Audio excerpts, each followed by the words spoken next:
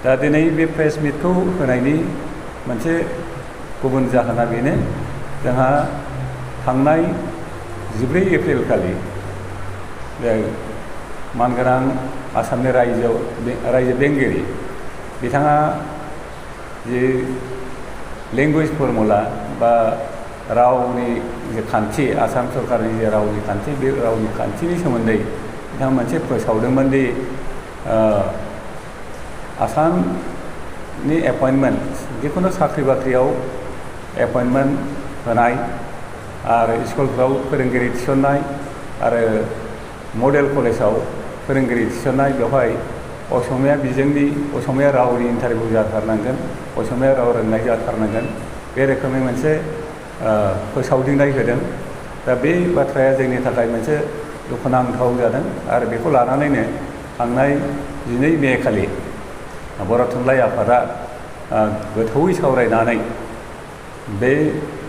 फोसावदिंनायनि हेंथायै मोनसे बिथांखि लादों आरो बे थांखिखौ सरकारनि बे ब्रैथि राव फर्मुलाखौ बर' थुनलाइ आफादजों लोगोसे गासै बर' फिसाफ्रा बेखौ मानिनानै लानो हाया होननानै फोसावदों आरो बियो मानिनानै लाथावथावबो नङा मानो होनोब्ला वर्ल्ड लेंगुवेज फर्मुला बाहायनाय लोगो लोगो जोंनियाव मोनसे साबजेक्ट बारायगोन एबा जोङो गुबुन मोनसे साबजेक्टखौ गारोबा बै साबजेक्टनि जे रोंनो गोनां गियान बे गियानखौ जोङो मोननो हानाय नङा जाय साबजेक्टखौ गुबुन रावै बा असमिया बिजोंनि रावारि मानसिफ्रा सोलोंनो हागोन नाथाय जोङो सोलोंनायनि खाबु थानाय नङा दा बिनि गेजेरजों जों नुहुरदों BTCनि गेजेराव बर' रावखौ बाहायनो हायोब्लाबो अफिसियेल लेंगुवेज महरै बाहायनो हागोन होननानै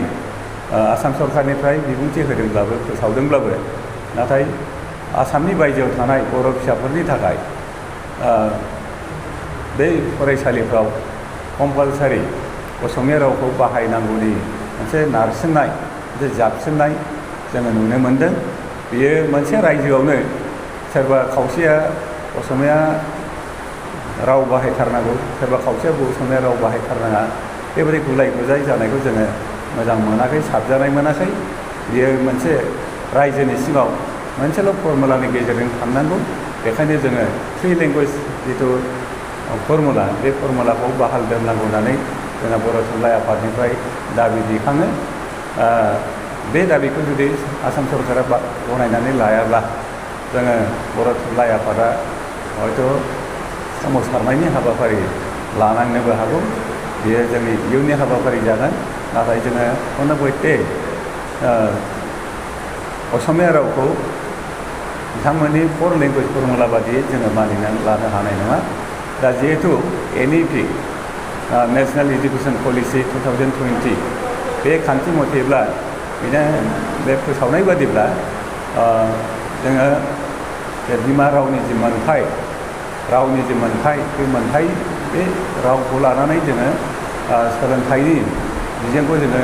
दैदेनलांनो हायो बा सोलोंथाइखौ आजावनानै मोननायनि मोनथाय दङ नाथाय बेखौ नायोब्ला आसाम सरकारा जि फोसावनाय बे फोसावनाया NEPनि हेंथा मावनाय जादों होननानै जोङो सानो बेजों लोगोसे जों नुबावदों न्यायपालिकायाव आयेन बिथिङावबो बर' रावनि आन्जाद बर' रावजों आन्जाद होनांगौ होननानै जोङो आगोलनिफ्रायनो बर' थुनलाइ आफादा बा गुबुन बिथिङाव बर' रावजों मोगा मोगि लानाय बा आन्जाद होनांगौनि मोन्थायखौ बिदोंमोनब्लाबो नाथाय आसाम सरकारा दाबो बेखौ गनायनानै लायाखै नाथाय जोङो बर' थुनलाइ आफादा गासै बर' रायजोखौ लानानै बे जोंनि दाबि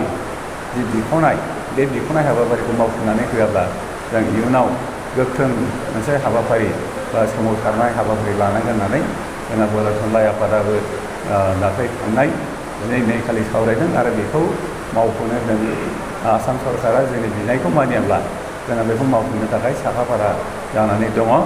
दिनै जोङो बेखौनो मिरु बर' थुनलाइ आफादा जि थांखिखौ लानानै सरकारनि खाथियाव नारसिनदों बे आयदाखौ लानानैनो जोङो दिनै बिजनि जिल्ला बर' थुनलाइ आफादनिफ्रायबो बेखौ दिनैनि बे प्रेस मिटनि गेजेरजों बिजनि जिल्ला बर' थुनलाइ आफादा फोरमायनाय जाबाय।